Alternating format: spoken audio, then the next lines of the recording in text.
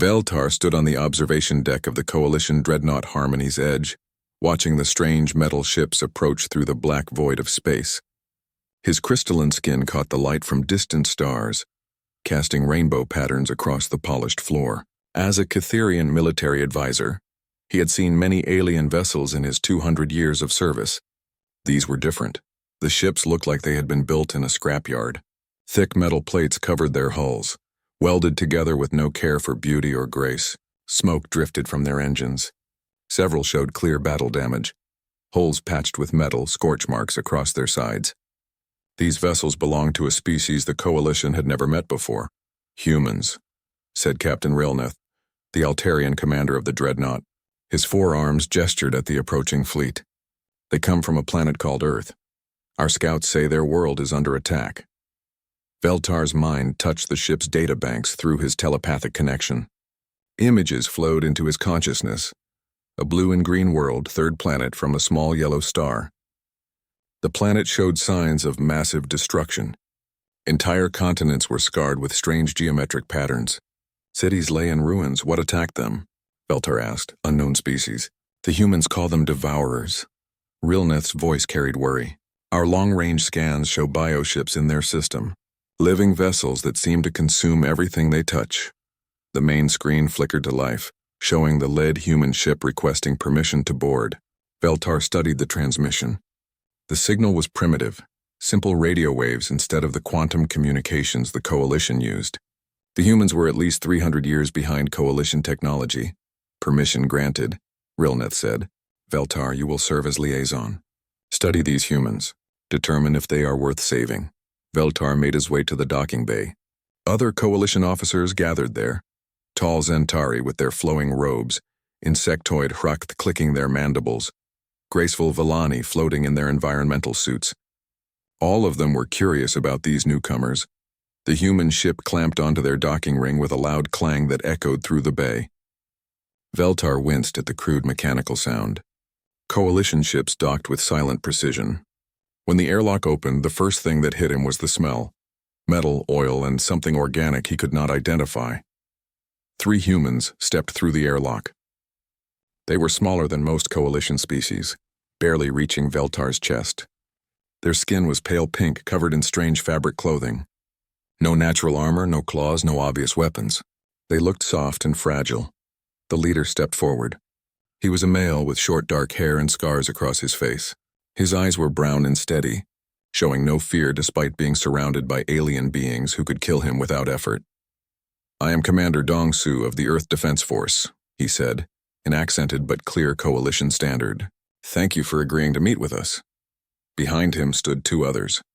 A female called Captain Hei-Wan, her black hair tied back with the same steady gaze as her commander. The third was Lieutenant Wu Jin, younger than the others but carrying himself like a seasoned warrior. Welcome aboard the Harmony's Edge, Veltar said, his voice creating harmonic crystals in the air. I am Military Advisor Veltar. We understand your world is under attack, Dong-Su nodded. The Devourers came 3 years ago. They consume everything, plants, animals, people. They turn our cities into their hive structures. Billions are dead. Millions more are trapped in underground shelters waiting to die. Veltar felt a flutter of sympathy but also doubt. If these humans had been fighting for 3 years, what could they possibly know about warfare that the Coalition did not? Their technology was primitive. Their bodies seemed weak. How had they survived at all? What do you want from us? Veltar asked. Help us evacuate the survivors, Hei-Wan spoke for the first time. Her voice was calm, controlled. We have transport ships, but we need military support to reach the shelters. The Devourers have complete control of the surface. Wu Jin stepped forward and activated a small device. A holographic map appeared, showing their planet's current state. Veltar studied the images with growing unease. The geometric patterns were not random. They showed intelligence, planning. The Devourers were not simple beasts. They were builders. How many survivors? Veltar asked. 50 million scattered across 12 major shelter complexes, Dong-Su replied. We can guide you to them, but we need your ships and weapons. Our technology cannot penetrate the Devourer defenses anymore. Veltar exchanged glances with the other Coalition officers. 50 million lives was significant, but the risk was enormous. They knew nothing about these devourers. The humans' own description made them sound like a hive mind, which was among the most dangerous types of enemy. "We will need to discuss this with the Coalition Council," Veltar said carefully. "Such an operation would require significant resources." Something flickered in Dongsu's eyes. Disappointment, maybe anger, quickly controlled. "Of course. We understand your position. But please understand ours. Every day you delay, thousands more die. The Devourers are not content to simply hold our world. They are growing stronger, building more ships. Eventually, they will look for new worlds to consume." The threat was clear without being spoken. These Devourers would not stop with one planet. If they were truly as dangerous as the humans claimed, they could threaten the entire galaxy. The meeting continued for 2 more hours. The humans provided detailed intelligence about the Devourers, their ships, their ground forces, their apparent weaknesses. Veltar was impressed despite himself. These primitive beings had gathered remarkably complete information about their enemies. As the humans prepared to return to their ship, Heywan approached Veltar privately. "You think we are weak," she said quietly. It was not a question. Veltar considered lying diplomatically, then decided on honesty. "Your technology is centuries behind ours. Your physical capabilities seem limited. I do not understand how you have survived this long against such a threat."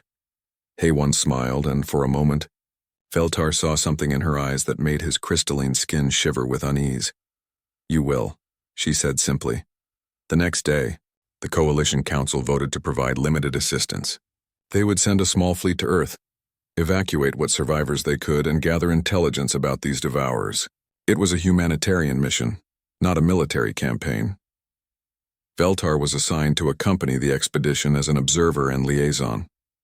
His job was to study human capabilities and determine if they were worth integrating into Coalition forces. As he prepared for the journey to Earth, Veltar felt confident in his assessment. The humans seemed brave enough and their intelligence gathering was competent, but they were clearly outmatched by their enemies. The Coalition would save what they could, and then establish a proper defense perimeter to contain the Devourer threat. He had no idea how wrong he was. The journey to Earth took 3 standard days. Veltar spent that time studying the humans aboard the Coalition fleet. They had been given guest quarters on several ships, and Veltar was surprised by how quickly they adapted to alien technology. On the 2nd day, he found Heywan in one of the equipment bays, working with a Coalition shield generator. The device was meant to be operated by trained technicians after months of study. She had it completely disassembled, its quantum components spread across a work table. "What are you doing?" Veltar asked, his crystalline form shifting to a concerned purple hue. "Making improvements," Heywan replied without looking up. Her hands moved with steady precision, connecting components that should not work together. "Your shields are very good, but they use too much power. We need them to run longer on less energy." "That is impossible. The power requirements are fixed by quantum law." Heywan looked up at him and smiled. "Watch." She activated her modified device. The shield formed normally, then shifted into a pattern Veltar had never seen before. Instead of a solid barrier, it became a rotating field that deflected energy rather than absorbing it. The power consumption dropped by 60%. "How did you know to do that?" Veltar asked, studying her modifications with amazement. "We have been fighting for 3 years with broken equipment," she said simply. "You learn to make things work better, or you die." Later that day, Veltar found Wu Jin in the weapons bay with a group of young Coalition engineers. They were clustered around him as he demonstrated modifications to standard energy rifles. "The problem with energy weapons," Wu Jin was explaining, "is that smart enemies adapt to them. But if you add this," he showed them a small mechanical component. "Now the weapon can fire both energy and solid projectiles. When they adapt to one, you switch to the other." One of the engineers, a Hrakth named Kluktar, clicked his mandibles thoughtfully. "This should not work. The power systems are incompatible." "Should not work, but does work," Wu Jin said with a grin. "Sometimes the best solutions are the ones that should not exist." Veltar began to understand that these humans had a different relationship with technology. Where Coalition species followed established principles and careful procedures, humans seemed to view rules as suggestions. They found solutions by ignoring what should be impossible. On the final day of the journey, Dongsu requested a private meeting with the coalition commanders. Veltar attended as liaison, expecting routine coordination discussions. Instead, Dongsu activated a secure holographic display that made everyone in the room go silent. The display showed Earth from orbit. Veltar had seen the images before, but not in such detail. The planet was covered in massive organic structures that pulsed with their own light. Living ships the size of cities floated in the atmosphere. The entire world looked like a giant infection. "This is what we are fighting," Dongsu said quietly. "The Devourers do not just conquer worlds. They transform them into breeding grounds for more of their kind. Every day they hold Earth. They create thousands of new bioships."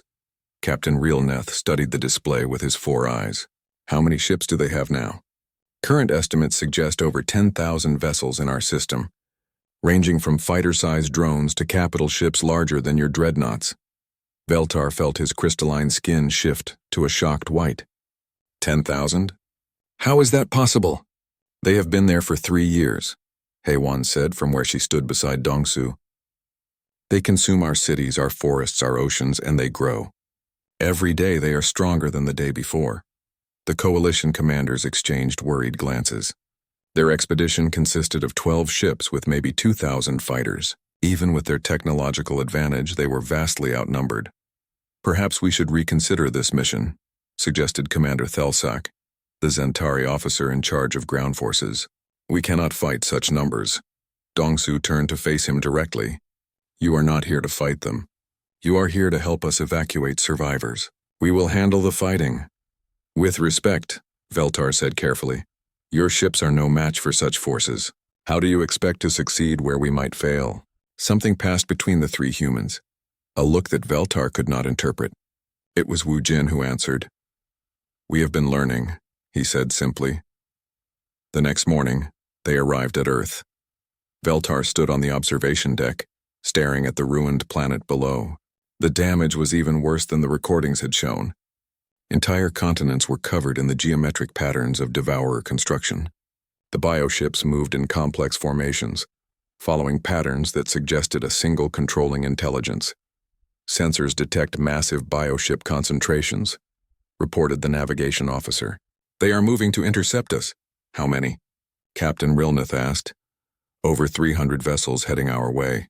Estimated time to contact, 47 minutes. Veltar watched the human ships take position alongside the coalition fleet. They looked even more primitive next to the sleek coalition vessels, but their crews seemed calm and ready. Dongsu's voice came over the communication system. "Coalition forces, we recommend you maintain defensive positions while we clear a path to the surface." "Negative," Captain Rilneth replied. "We will engage the enemy together. Your ships cannot handle such numbers alone." There was a pause. Then Dongsu spoke again, and his voice carried a tone Veltar had never heard before. "Captain, with great respect, please maintain your position. You have not seen what we are capable of. Today you will learn why the Devourers fear us as much as we fear them." The bioships approached like a living tide. Veltar could see them clearly now, twisted organic forms that looked like they had grown rather than been built. They pulsed with internal light and moved with the fluid grace of hunting predators. "Coalition ships, prepare for combat," Rilneth ordered. But before the coalition could fire a single shot, the human ships moved. They did not advance in formation like civilized beings. They scattered like startled fish, each ship moving in a different direction with no apparent plan or coordination. Veltar watched in confusion as they seemed to flee in random directions. Then the first human ship reached the bioships, and Veltar learned what terror looked like. The human vessel did not fire energy weapons. Instead, it launched thousands of small objects that Veltar first thought were missiles. But these objects moved wrong. They did not follow ballistic trajectories. They swarmed around the bioships like angry insects, attaching themselves to the organic hulls. The bioships began to dissolve. Whatever the humans had launched was eating through the Devourer vessels like acid. Within minutes, the massive bioships were breaking apart, their crews spilling into space. But the human attack was just beginning. More human ships arrived at the battle zone, but they were not fighting like any military force Veltar had ever seen. They attacked like a pack of predators, coordinating without apparent communication, striking at weak points with surgical precision. "How are they doing this?" Veltar whispered. watching bioship after bioship fall to human weapons that should not have been effective against such massive targets. Beside him, Captain Rilnath was studying his tactical displays with growing amazement. Their weapons appear to be specifically designed to counter devourer biology. But how could they know so much about an unknown species? The answer came from Haiwan, who had joined them on the observation deck. "Unknown to you," she said quietly. "We have been fighting them for 3 years. We have studied every aspect of their biology, their technology, their tactics. We know them better than they know themselves."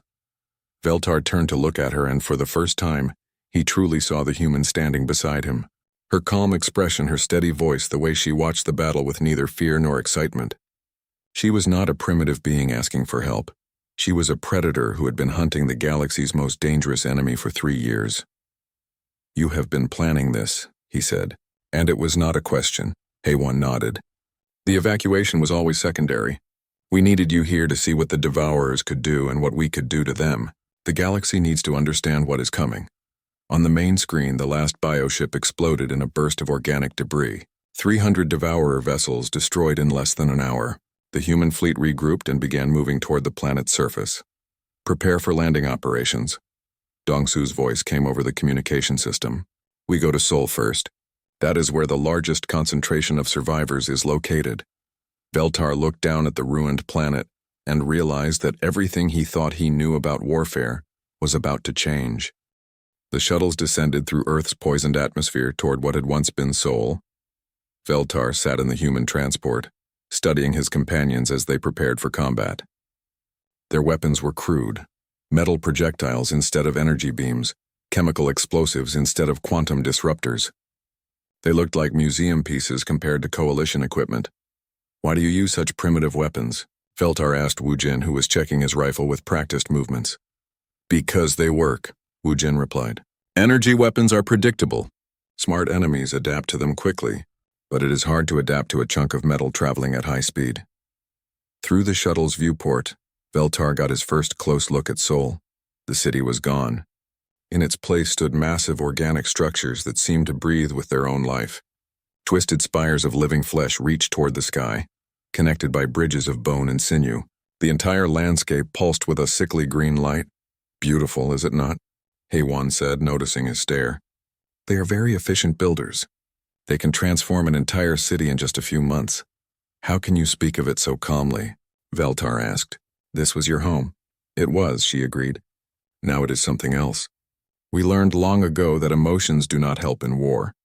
Only knowledge helps. Only adaptation helps." The shuttle touched down in what had once been a park. Now it was a clearing surrounded by the breathing walls of Devourer architecture. The moment the doors opened, Veltar could smell the alien biology, sweet and rotting at the same time, like fruit left too long in the sun. Coalition forces deployed in standard formation, energy weapons ready, shields active. They moved with precision and discipline, just as they had been trained. Veltar felt confident in their abilities. The Coalition had never lost a ground engagement. The Devourers attacked within minutes of landing.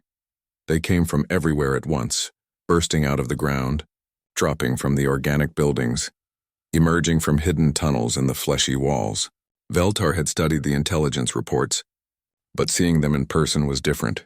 They were insectoid nightmares the size of small vehicles, with too many legs and mandibles that dripped with corrosive fluid.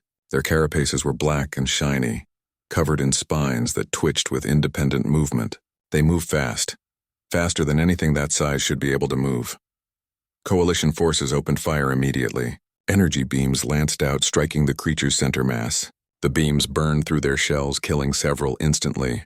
Veltar felt a moment of relief. Then the second wave attacked, and his relief died.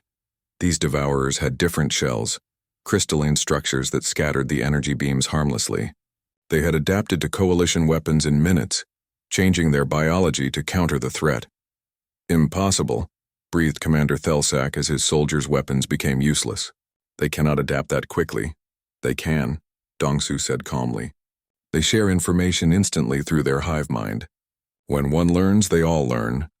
Coalition soldiers began falling back as their weapons proved ineffective. The Devourers pressed forward, sensing weakness.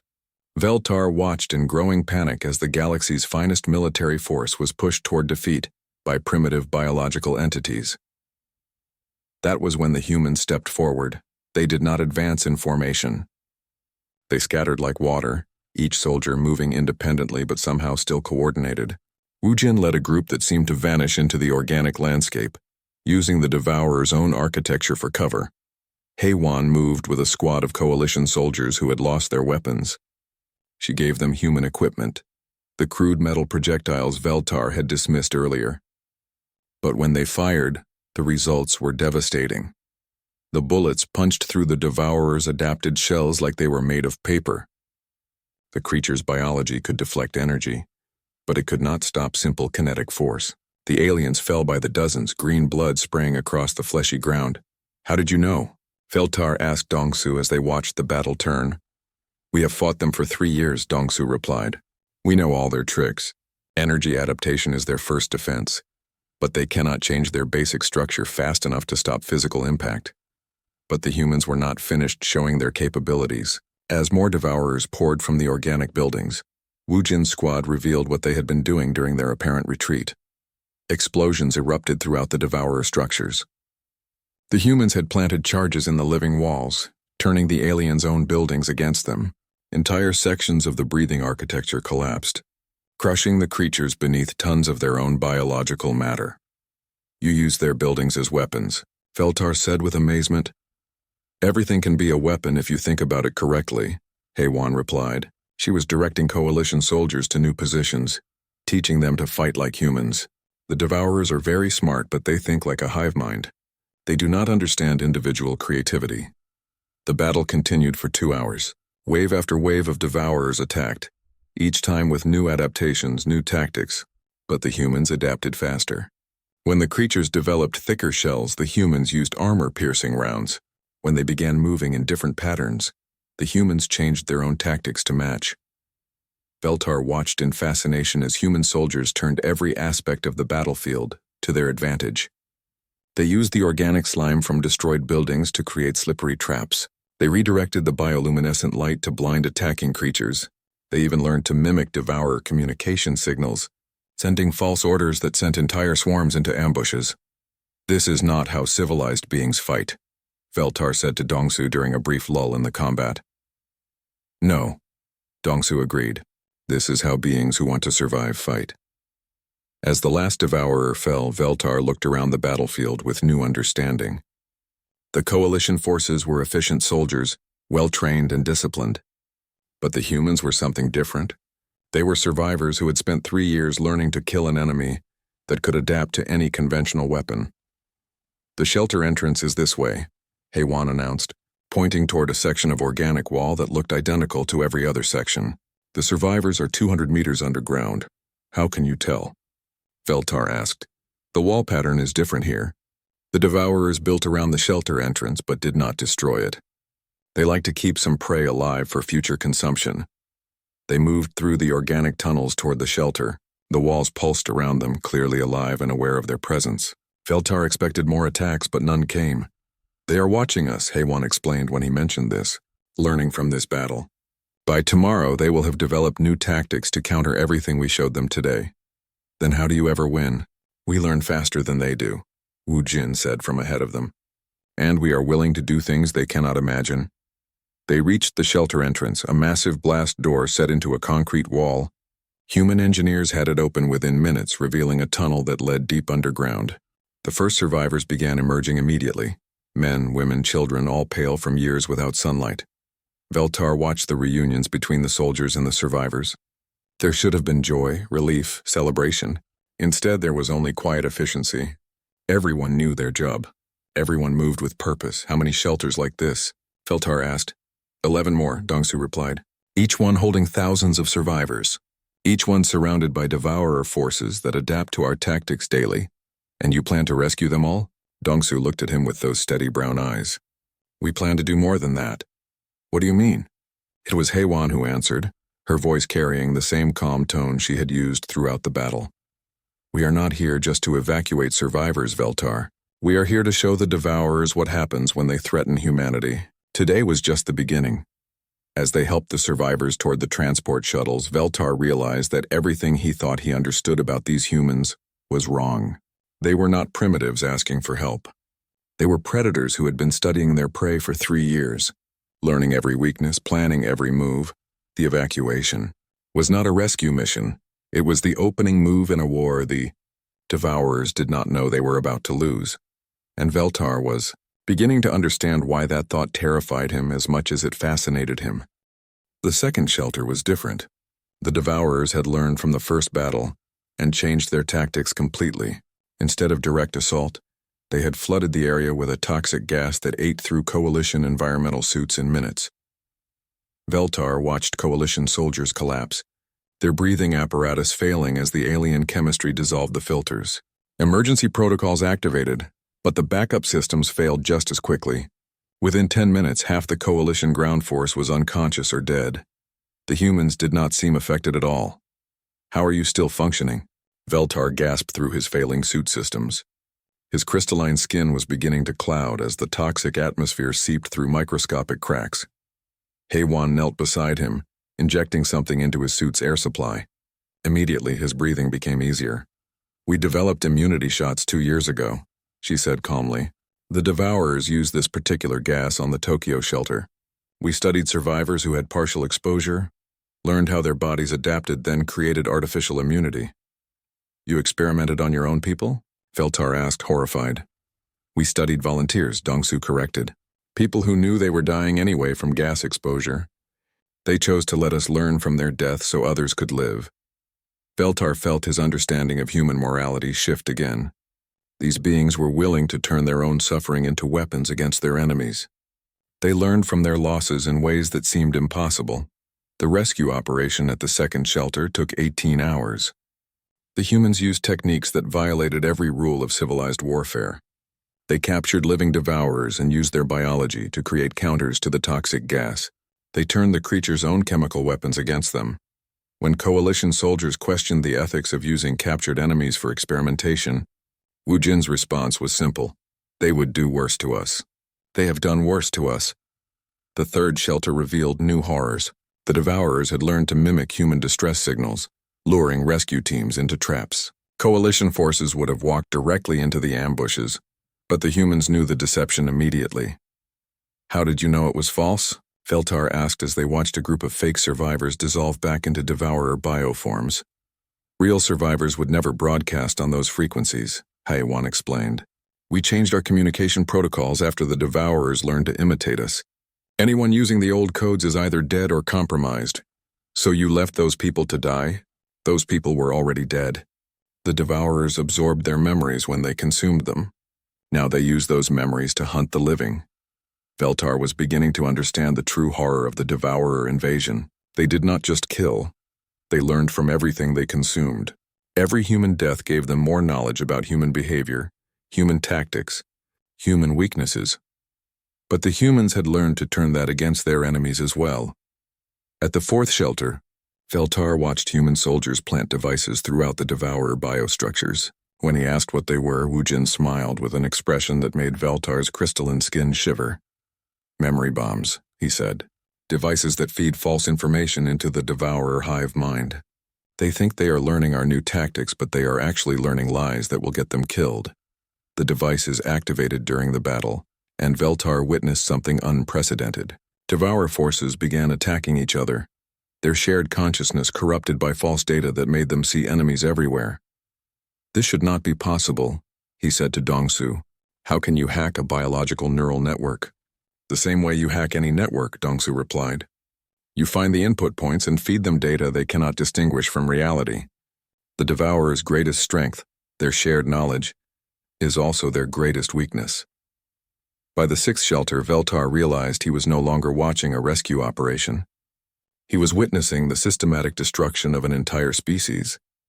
The humans were not just fighting the Devourers, they were studying them, learning their every adaptation, turning their own biology against them. "Why did you really ask for our help?" he asked HFY during a rest period between operations. She was quiet for a long moment, cleaning her weapons with the same methodical precision she did everything else. "Because we needed witnesses," she said finally. What we are about to do to the Devourers will be comprehensive. We wanted the galaxy to understand that it was necessary. What are you about to do? End them, she said simply. Not just drive them away. Not just defeat them. End their entire species so completely that they can never threaten anyone again. Veltar felt something cold settle in his crystalline core. That is genocide. Yes, Haywan agreed. It is. How can you speak of it so calmly? Because the alternative is worse. The Devourers do not negotiate. They do not retreat. They consume everything in their path and grow stronger with each world they take. If we let even one survive, it will eventually rebuild their entire species. At the seventh shelter, the Devourers deployed their most sophisticated adaptation yet, bioforms that could perfectly mimic human appearance and behavior. Coalition sensors could not distinguish them from real humans, but the human soldiers could. How? Veltar asked as he watched them identify and eliminate infiltrators that looked identical to other humans. Scars, Dongsu said, pointing to a mark on his own arm. Every human survivor has specific scars from 3 years of war. The Devourers can copy our appearance, but they cannot copy our personal history of suffering. Veltar watched as human soldiers examined each other for proof of their identity, not through technology, but through shared trauma. It was the most intimate form of recognition he had ever seen. The eighth shelter held children. Veltar expected the humans to be more careful, more protective. Instead, he watched 10-year-old humans teaching coalition soldiers how to build explosives. Teenagers demonstrated tactics for fighting and devourer biostructures. Even the smallest children could identify different types of alien bioforms on sight. You have turned your entire population into soldiers, he said to Dongsu. We turned our entire population into survivors, Dongsu corrected. The children understand what is at stake. They know that weakness means death, not just for them, but for everyone they love. At the ninth shelter, Veltar saw something that broke his understanding of warfare completely. Human engineers were using captured devourer technology to build new weapons. But these were not simple reverse-engineered devices. They were bioweapons specifically designed to target devourer. Genetics.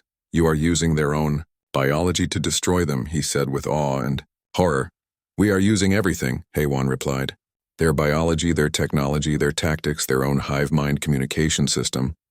We have spent 3 years learning to think like them so we can destroy them completely. And after the Devourers are gone, what happens to beings who have learned to think like them? Haywan looked at him with those calm, steady eyes that had seen 3 years of impossible war. We go back to being human, she said, but we never forget what we learned. Because someday, something else like the Devourers will come, and when it does, we will be ready. At the 10th shelter, the Devourers made their final attempt to stop the human advance. They deployed every adaptation, every weapon, every tactical innovation they had developed over 3 years of war. The humans countered every single move. It was not a battle. It was a demonstration of complete tactical superiority. The humans had learned to predict devourer behavior so perfectly that they were destroying enemy forces before those forces even knew they were under attack. How long have you been planning this? Veltar asked as he watched the last devourer bioforms dissolve under human weapons. 3 years, Dongsu said, since the first day they arrived. We knew we could not win through strength or technology. So we decided to win through knowledge. And the evacuation was always secondary. The real mission was to show the galaxy what the Devourers are capable of, and what we are capable of in response. Veltar understood now why Haywan had said he would learn to see humans differently. They were not primitives asking for help.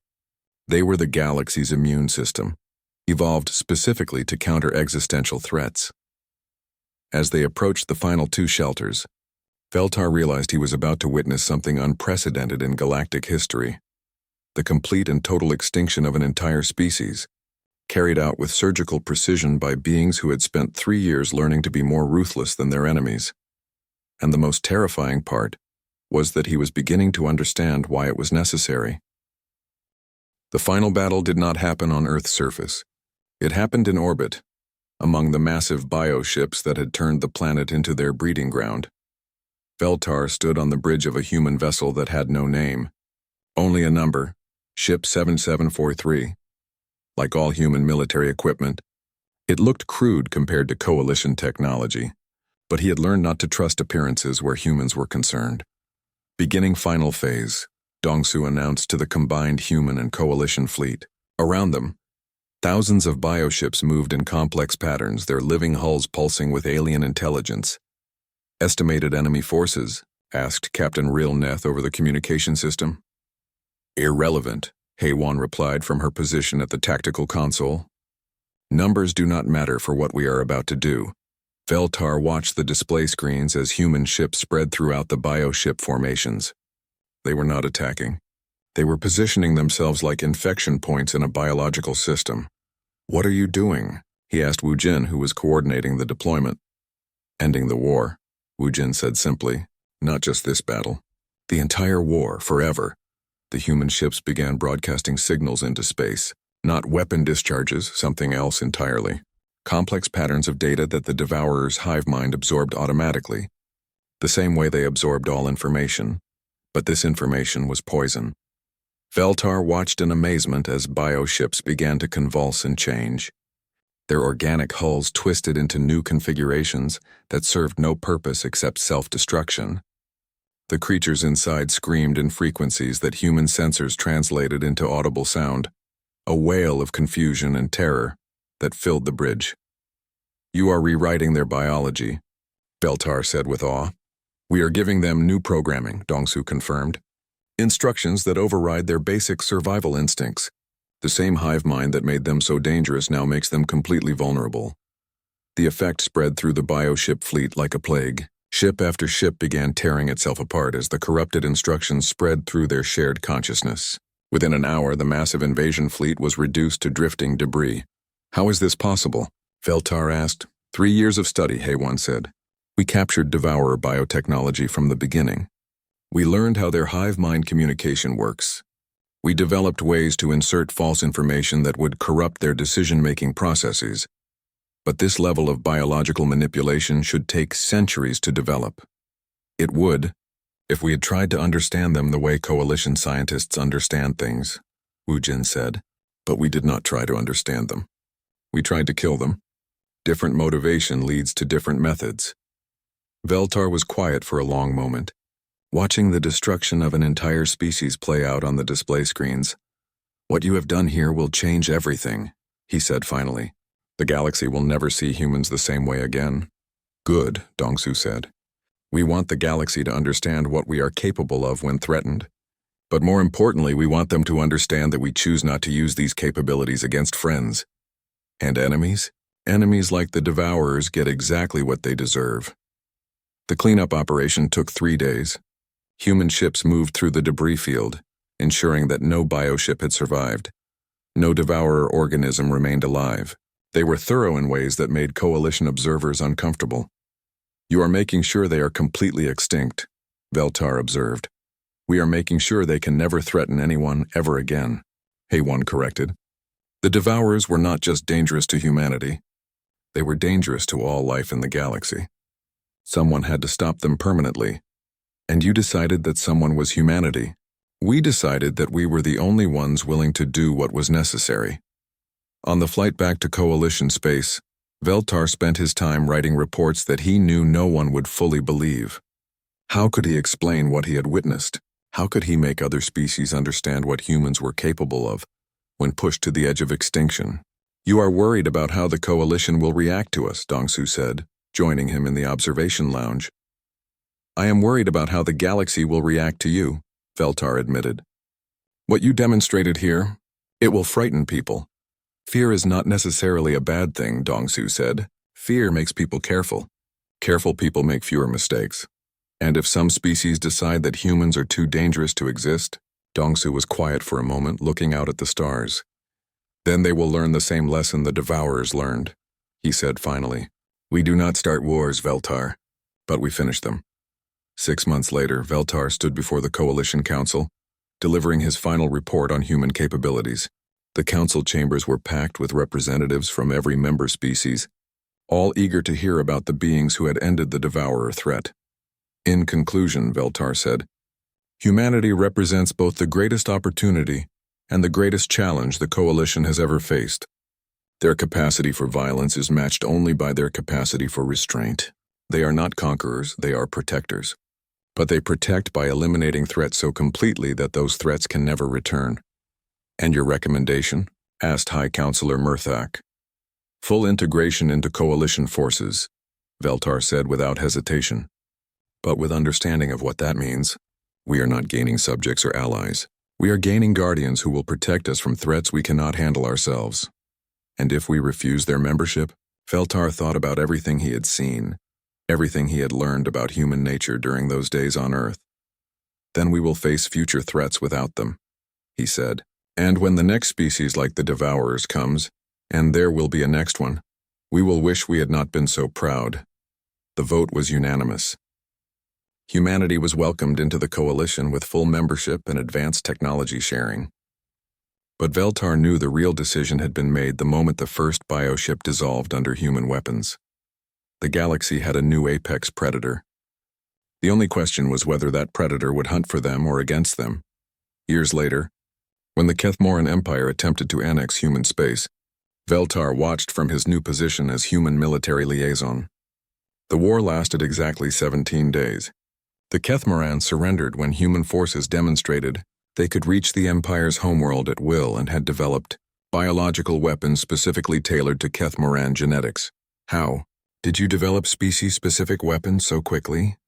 the Kethmoran ambassador asked during the surrender negotiations. Hay-1, now bearing the title of Human Defense Coordinator, smiled with the same calm expression Veltar remembered from Earth. "We have been studying your species since the day you made your first territorial claim," she said. "We study everyone. It is what we do." After the negotiations, Veltar found himself alone with the three humans who had changed his understanding of warfare forever. "Do you ever regret what you became?" he asked them. Dongsu considered the question seriously. "We became what the galaxy needed us to become. If that means we are monsters, then the galaxy needed monsters. And if someday you decide the galaxy needs to be conquered rather than protected?" It was Wu Jin who answered, and his words stayed with Veltar for the rest of his long life. "Then you will learn that the most dangerous predator is not the one that hunts you," he said quietly. "It is the one that chooses not to hunt you, but could change its mind at any time." Veltar understood then why he had felt terror alongside admiration during those days on Earth. It was not fear of what humans were. It was fear of what they could become if they ever decided the galaxy was not worth protecting. But as he watched them work tirelessly to defend Coalition space from new threats, as he saw them turn their terrible capabilities toward preservation rather than destruction, he realized something else. The galaxy was safer with humanity in it. Not because humans were peaceful, but because they had chosen to be the kind of monsters that protected rather than consumed. And that choice, more than their weapons or their tactics or their terrifying adaptability, was what made them the most powerful force in the galaxy. The day Veltar fought beside humans, he learned true terror. But he also learned something more important. True terror, properly directed, was the only thing that could keep the galaxy's nightmares from becoming reality.